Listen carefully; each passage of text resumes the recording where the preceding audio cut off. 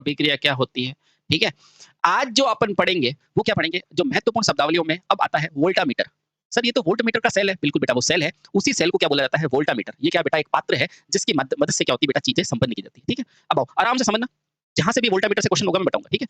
ये voltage cell नहीं है, पहले पढ़ाऊँगा वोल्टामीटर, इधर आओ। तो अब अपना नाम है, बेटा अगला कौन-सा नंबर है इसका? अगला होगा आई थिंक डी। क्या नाम है इसका? मीटर, वोल्टामीटर, ठीक है? बहुत बढ़िया। पहला क्वेश्चन तो यही आएगा कि बेटा ये वोल्टामीटर है क्या? तो ध्यान रखना बेटा ये एक पात्र है। भाई किसी भी ठोस को या द्रव को किसी एक साँचे में रखोगे ना, वो पात्र होता है, ठीक है? तो लिखना बेटा यह एक पात्र है, यह एक पात्र है ना? बहुत बढ़िया। सर ये किसका बना होता है? तो ध्यान रखना बेटा यह एक पात्र है जो काँच की जार या चीनी मिट्टी का बना होता है। जो काँच की ये यूँ क्यों आएगा बेटा क्वेश्चन? काँच की जार या चीनी मिट्टी का जो काँच की जार या चीनी मिट्टी का बना होता है। अब बेटा आपने चालक, कुचालक वगैरह चैप्टर पढ़ा तो आपको समझ में आ गया होगा काँच क्या होता है, कुचालक ये भी क्या होता है, कुचालक और बेटा क्या करेगा आसानी से केवल उसको स्टोर करके रखेगा, चालकता नहीं दिखाएगा, ठीक है? चालकता टर्मिनल्स दिखाएँगे, ठीक है? बहुत बढ़िया। चलो बहुत सही। अब यहाँ होता क्या है तो ध्यान रखना बेटा यही वो पात्र है जहाँ विद्युत अपघटन की क्रिया होती है। तो लिखना बेटा इसी पात्र में विद्युत अपघटन की यानी कि विद्युत की उपस्थिति में टूटने की घटना होती है। विद्युत अपघटन की क्रिया होती है। क्लियर? हाँ सर बिल्कुल क्रिस्टल क्लियर। चल बहुत सही। ठीक है? अच्छा, तो सर आप कोई भी पात्र बनाओगे, ये बाहर वाला स्वरूप ही पात्र है? बिल्कुल बेटा यही पात्र है। और पहला वैज्ञानिक कौन था जिसने बेटा सेल बनाया था? तो आप कहोगे सर वोल्टा और उसी के नाम पे बेटा क्या रखा गया है? वोल्टामीटर, ठीक है? तो लिखना बेटा इस पात्र का नाम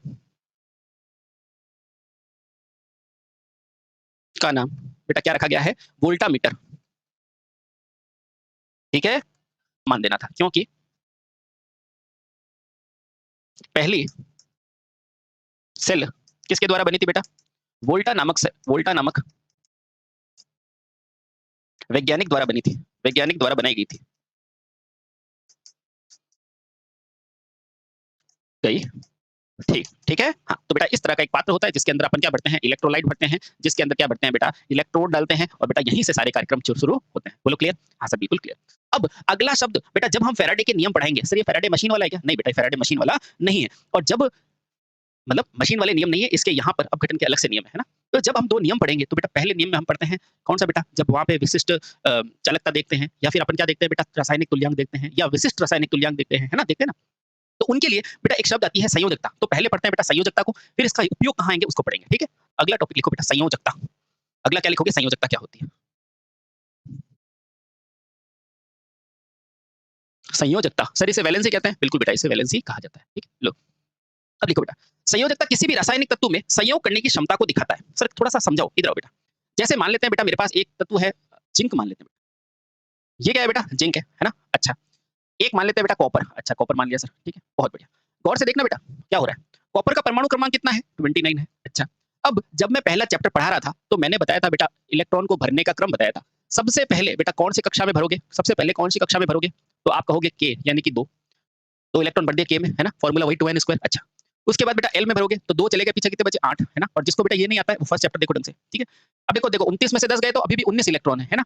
अगला क्या है बेटा एम। एम के पास कितने चले जाएंगे? 18। अब देखो बेटा 18 और 2 20 और ये 28 यानी कि बचा क्या बेटा? 1 इलेक्ट्रॉन, तो 1 इलेक्ट्रॉन चला जाएगा साथियों यहाँ पर और ये क्या होगा बेटा एन। ठीक है? अब मुझे ये भी पता है कि अगर किसी भी कक्षा के बाह्यतम कोश में बेटा कितने इलेक्ट्रॉन हो, 8 हो ना, तब जाके बेटा वो क्या हो जाता है? स्थायी बनता है। बनता है कि नहीं? हाँ। अब मुझे ये बताओ इस कॉपर के लिए बेटा ये 1 इलेक्ट्रॉन को देना आसान है ना? या फिर बेटा 7 इलेक्ट्रॉन को लेना आसान है? देखो आराम से, 8 इलेक्ट्रॉन होने पर ये स्थायी होगा। तो बेटा 1 इलेक्ट्रॉन को आसानी से दे सकता है या 7 को लेना? बेटा लेना ज़्यादा मुश्किल होगा, देना आसान होगा। तो जो इलेक्ट्रॉन को देगा बेटा, इलेक्ट्रॉन को देने वाला कौन होता है? धन आवेश होता है। तो ध्यान रखना बेटा, इसीलिए इस कॉपर की संयोजकता क्या लिखते हैं बेटा? कॉपर कितने इलेक्ट्रॉन दे सकता है? 1। ये क्या है बेटा? बाह्यतम कोश। बाह्यतम कोश बेटा जितने बाह्यतम कोश में इलेक्ट्रॉन होंगे उतने ही तो देगा बेटा। 1 दे सकता है तो यहाँ लिख दिया मैंने 1। अब सवाल आता है सर ये +1 होगा या फिर -1 होगा, है ना? तो मैं पढ़ाता हूँ बेटा कि अगर कोई भी इलेक्ट्रॉन देगा यानी कि दाता, तो वो हमेशा क्या बनाएगा? धन आवेश बनाएगा। इसलिए बेटा कॉपर पे हमेशा क्या आता है? +1 आता है, -1 नहीं आता है, ध्यान रखना। ठीक है? अब देखो बेटा, यहाँ से आपको समझ में आया कि इस कॉपर की संयोजकता क्या है बेटा? +1 है। इसका मतलब क्या है? ये संयोजकता को कहते क्या है? बेटा ये है संयोजकता। ये क्या है? संयोजकता। और दरअसल बेटा इसका नाम संयोजकता इसलिए लिखा है क्योंकि संयोग से बना है बेटा ये। तो इसको क्या कहते हैं बेटा? संयोग करने की क्षमता। संयोग करने की क्षमता को ही क्या बोला जाता है साथियों, संयोजकता बोला जाता है। यानी कि बेटा कॉपर कोई भी बंध बनाएगा वो +1 से बनाएगा। क्लियर? हाँ सर क्लियर। अब देखो आओ, तो संयोजकता की परिभाषा क्या लिखोगे? पहला लिखना बेटा संयोजकता की, कि संयोजकता किसी भी रासायनिक तत्व, ये रासायनिक तत्व ही तो है कॉपर, है ना? हाँ, किसी भी रासायनिक तत्व के संयोग करने की क्षमता को दिखाता है। तो लिखना बेटा संयोजकता किसी भी रासायनिक तत्व, किसी भी रासायनिक, देखो भाई ये रासायनिक तत्व ही तो है ना? तो रासायनिक तत्व के संयोग करने की, संयोग करने की क्या बताता है बेटा? क्षमता बताता है। क्लियर?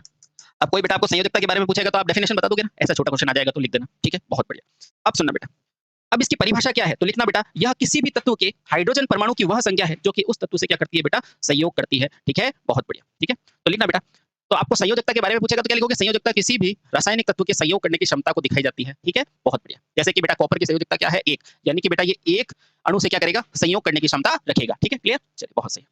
तो ये आपका क्लियर हो गया संयोजकता, ठीक है? ओके। अगला जो इंपॉर्टेंट आता है बेटा संयोजकता के बाद अगला जो इंपॉर्टेंट कारक आता है वो आता है परमाणु भार। देखो वापस आओ बेटा, इसी के अंदर आओ। ये 29 क्या था मेरे पास? तो आप कहोगे सर ये 29 है परमाणु क्रमांक। क्या है? परमाणु क्रमांक। अच्छा, बहुत बढ़िया। ठीक है, अगले पेपर पे ले लो, ठीक है? यहाँ से बेटा आप अगला अपन क्या समझेंगे? सर ये परमाणु भार क्या होता है? फिर आगे चलेंगे, ठीक है? बहुत बढ़िया। परमाणु भार, परमाणु भार क्या लिखेंगे बेटा?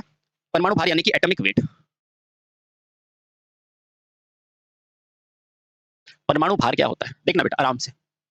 मान लो ये कॉपर ले लिया मैंने, है ना? कॉपर ले लिया। बेटा ये कॉपर में इसका परमाणु क्रमांक कितना होता है?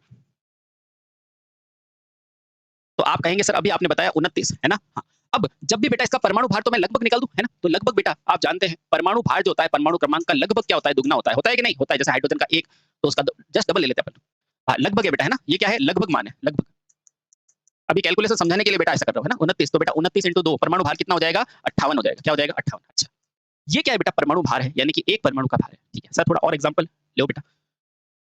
एक और एग्जांपल जैसे बेरिलियम लिया। बेटा बेरिलियम का परमाणु क्रमांक कितना है? तो आप बोलोगे 4 है क्या परमाणु क्रमांक? तो बेटा इसका भार कितना हो जाएगा? तो आप बोलोगे भार लगभग कितना हो जाएगा? 4 × 2 यानी कि 8। अच्छा, तो यानी कि बेटा परमाणु क्रमांक आप यहाँ से ये भी समझ सकते हैं कि परमाणु भार जो होता है वो क्या होता है बेटा? लगभग परमाणु क्रमांक का क्या होता है? दुगना। ठीक है? बहुत सही। अब सर ऐसा क्यों होता है? तो बेटा ये सब मैं पढ़ा चुका हूँ, लेकिन फिर भी थोड़ा-सा जान लो क्योंकि आ गया है तो जान लो, कोई दिक्कत नहीं। बेटा ये भी ध्यान रखना, परमाणु क्रमांक भाई किसी भी परमाणु के अंदर मध्य में क्या रहता है बेटा? प्रोटॉन और न्यूट्रॉन, और यही तो भार बनाएंगे और इलेक्ट्रॉन बाहरी कक्षा में घूमते हैं, है ना? तो बेटा ध्यान रखना जो परमाणु क्रमांक होता है ना, वो नाभिक में उपस्थित केवल प्रोटॉन की संख्या को बताता है। अगर बेटा प्रोटॉन ऑप्शन में नहीं हो, तो या करके बेटा इलेक्ट्रॉन की संख्या को भी ले सकते हैं, ठीक है? लेकिन अगर परमाणु भार पूछेगा, तो बेटा ध्यान रखना, मुझे बताओ मध्य में कौन बैठा है? तो आप बोलोगे प्रोटॉन और न्यूट्रॉन। तो ये होता है बेटा प्रोटॉन और न्यूट्रॉन के बराबर। इसलिए बेटा कहा जाता है कि परमाणु भार ओहो! क्रमांक लिख दिया क्या? इसलिए कहा जाता है बेटा, ये जो परमाणु भार होता है, वो क्या होता है बेटा? परमाणु क्रमांक का लगभग दुगना होता है, ठीक है? ये एक साइड में रखो। अब देखो बेटा यहाँ पर हम समझते हैं ये परमाणु भार क्या होता है, इसकी परिभाषा क्या होती है, ठीक है? अब आराम से जानो बेटा, परमाणु भार की परिभाषा यानी कि एटॉमिक वेट। तो लिखना बेटा किसी भी तत्व का परमाणु भार तथा उस तत्व के एक परमाणु तथा हाइड्रोजन के परमाणु का अनुपात, पहले लिख दो फिर समझा दूंगा, ठीक है? किसी तत्व का परमाणु भार उस तत्व के एक परमाणु तथा हाइड्रोजन के भार का अनुपात होता है। किसी तत्व का परमाणु भार उसके यानी कि उस तत्व के एक परमाणु का भार, एक परमाणु का भार तथा हाइड्रोजन के एक परमाणु के भार के अनुपात के बराबर होता है। भार का अनुपात होता है। बेटा ये सीधी डेफिनेशन पूछी जाती है तो आप बता देना, ठीक है? तो यहां से मैं क्या कह सकता हूं? यहां से मैं ये कह सकता हूं ये परमाणु भार बराबर तत्व के एक परमाणु का भार बटे हाइड्रोजन के एक परमाणु का भार। तो यहां से बेटा एक फॉर्मूला पूछा जाता है कि बताओ परमाणु भार क्या होता है? तो बेटा आप क्लियरली बता देना कि किसी भी तत्व के एक परमाणु का भार, यानी कि बेटा ये देखो जैसे H2 है ना, तो बेटा ये तत्व है उसका एक परमाणु यानी कि H ले लो, O ले लो, है ना? तो ये तत्व के एक परमाणु का भार बटे क्या होता है बेटा? हाइड्रोजन के एक परमाणु का भार।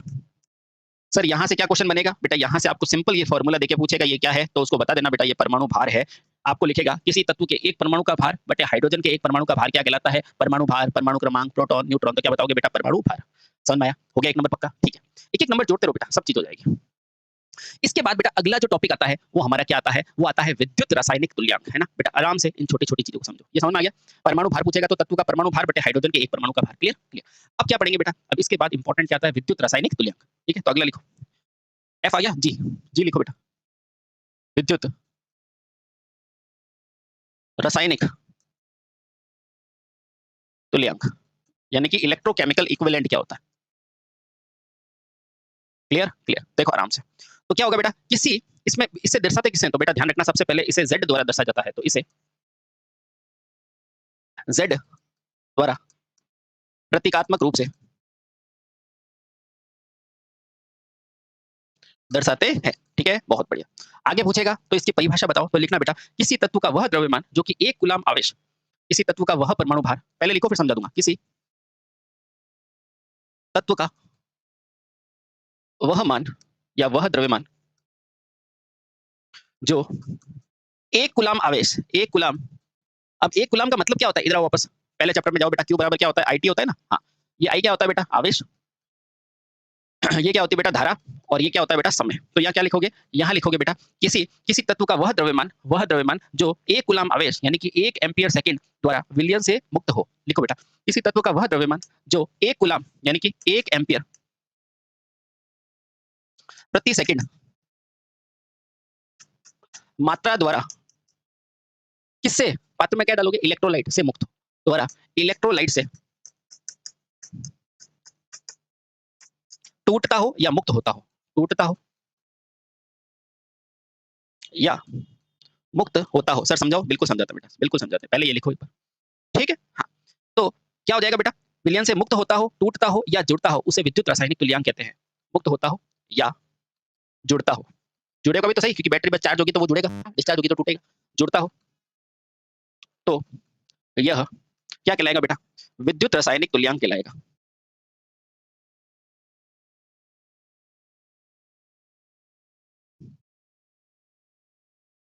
आओ बेटा इसको समझते हैं।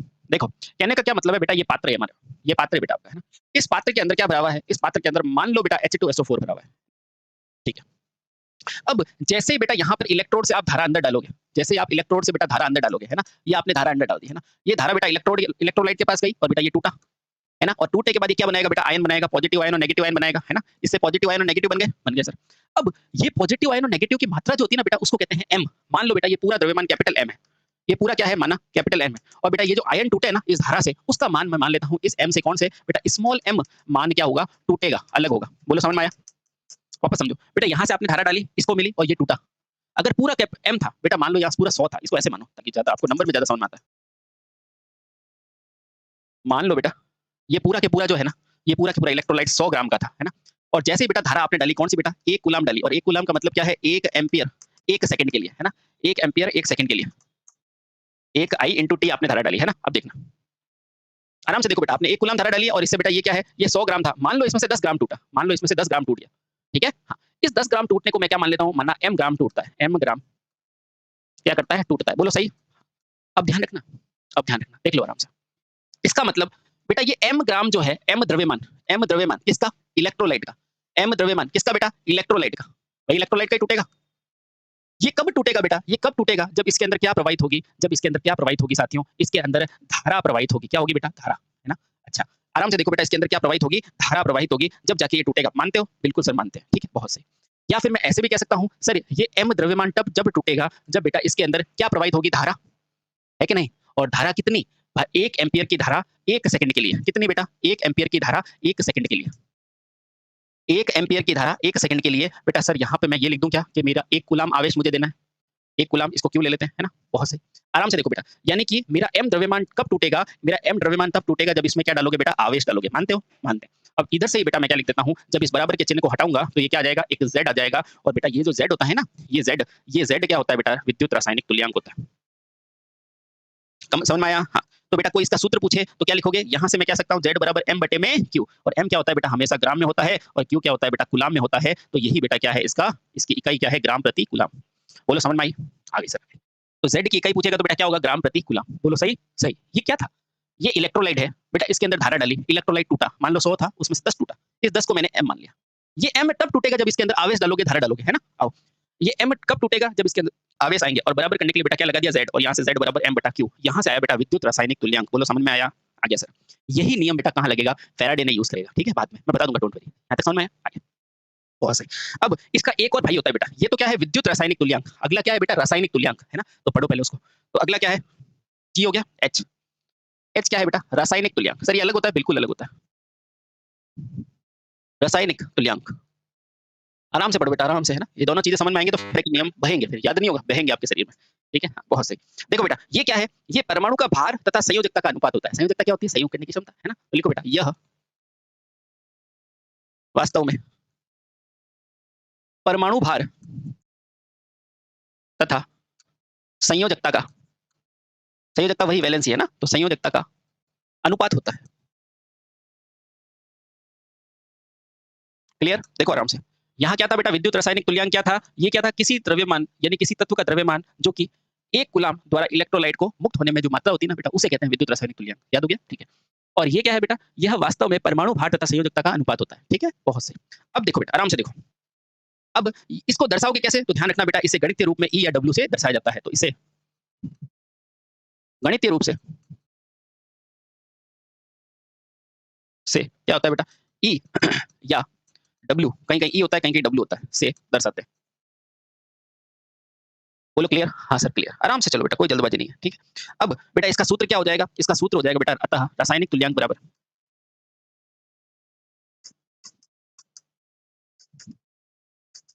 ऊपर क्या आएगा बेटा? परमाणु भार, और नीचे क्या आएगा बेटा? संयोजकता। ठीक है? कोई सूत्र पूछे तो बेटा सूत्र भी बता देना, है ना? विद्युत रासायनिक तुल्यांक का क्या होता है बेटा? ये होता है परमाणु भार बटे संयोजकता। और इसका देखो बेटा, इसका विद्युत रासायनिक तुल्यांक Z का क्या होता है? तो बेटा Z का क्या होता है? M बटे में Q। ठीक है? यहाँ लिख देता हूँ। इसी तरह बेटा यहाँ पे Z का सूत्र क्या होता है? तो Z का सूत्र होता है बेटा Q, यानी कि आवेश बटे में, आवेश बटे में क्या हो जाएगा बेटा? क्या निकाला था आपने?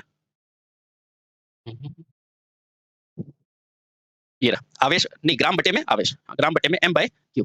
यहाँ क्या हो जाएगा? Z बराबर क्या होता है? M बटे Q। इसको याद कैसे करेंगे बेटा? ऐसे बोलो, मैं जीतूंगा, M जीत। ठीक है? ओके। अब देखो यहाँ से बेटा फिर से आप क्या लिख सकते हो? M को लिखो M, और बेटा Q को क्या लिख सकते हैं? I इंटू T भी लिख सकते हैं, ध्यान रखना। ठीक है? तो ये लो। ओके, दोनों चीजें क्लियर? हाँ सर बिल्कुल क्लियर। चलो थोड़ी सी टेक्निकल बेटा, ध्यान रखना, ठीक है? ओके, समझ में आया? आ गया, ठीक है? अब देखो बेटा, अब अपन एक उदाहरण लेके समझते हैं कि आखिर चीजें हो क्या रही है ना? यूं समझ में नहीं आएगा, ठीक है? देखो, एक मैंने समझाया विद्युत रासायनिक तुल्यांक, एक समझाया तुल्यांक। विद्युत रासायनिक तुल्यांक बराबर क्या होता है बेटा? ग्राम बटे आवेश, यानी कि वो ग्राम कितने टूटेंगे वो आवेश पर डिपेंड कर रहा है, ठीक है? और रासायनिक तुल्यांक क्या होता है बेटा? केमिकल इक्विवेलेंट क्या होता है कि उसका परमाणु भार कितना है और उसकी संयोजकता क्या है। क्लियर? क्लियर। अब देखो मैं एक एग्जांपल देता हूं, फिर आपको समझाता हूं, ठीक है? आओ उदाहरण लेते हैं बेटा ऑक्सीजन का। उदाहरण क्या लेंगे? ऑक्सीजन का। एग्जांपल लो भैया ऑक्सीजन। आपको पूछेगा ऑक्सीजन की, ऑक्सीजन की रासायनिक तुल्यांक का मान ज्ञात करो। तो ऑक्सीजन की या ऑक्सीजन का रासायनिक तुल्यांक यानी कि बेटा ई बताओ, है ना? सबसे पहले तो ई का सूत्र लिखो। तो हमें पता है सर ई यानी कि रासायनिक तुल्यांक क्या होता है? परमाणु भार, परमाणु भार बटे में क्या होता है बेटा? संयोजकता। होती है कि नहीं? हाँ होती है। अब देखो बेटा सारे डाउट क्लियर हो जाएंगे। वापस आओ पीछे। बेटा परमाणु क्रमांक का जस्ट 2 गुना कितना होता है? परमाणु क्रमांक, परमाणु भार बेटा परमाणु क्रमांक का 2 गुना होता है लगभग, पता है आपको? ठीक है। और संयोजकता मैंने आपको कैसे बताई थी? संयोजकता यानी कि बेटा संयोग करने की क्षमता, यानी कि बाह्यतम कोश में उपस्थित इलेक्ट्रॉन। ठीक है? ये क्लियर है? अब आओ, अब आओ आराम से। तो ई बराबर सबसे पहले बेटा परमाणु भार, मान लो मेरे को याद नहीं है तो मुझे ये तो याद है सर परमाणु भार बराबर क्या होता है? 2 इंटू परमाणु क्रमांक, होता है कि नहीं? हाँ लगभग लगभग यही होता है।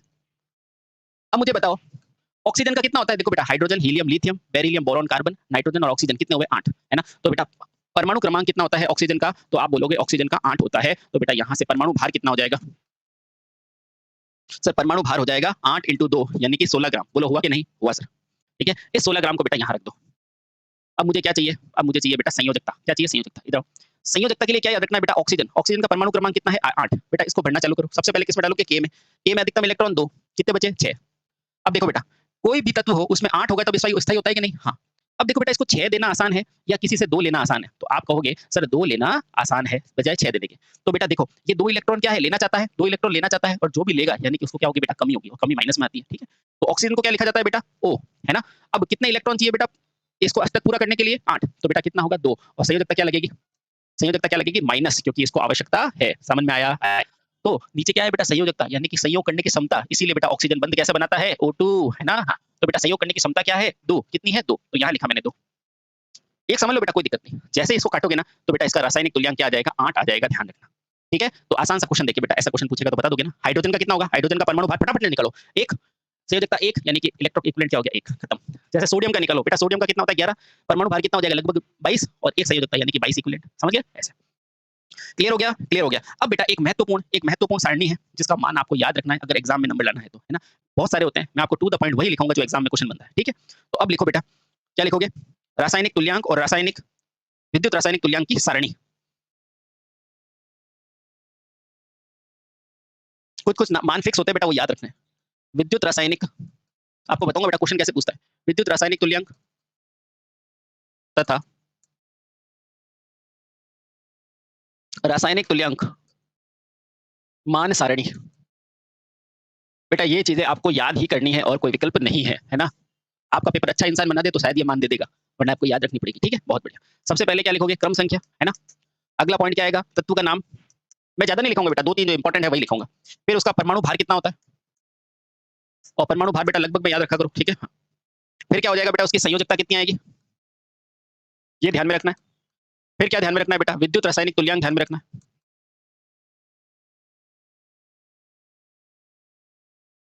तुल्यांक, और अंत में क्या याद में रखना है आपको, रासायनिक तुल्यांक। बोलो क्लियर, क्लियर।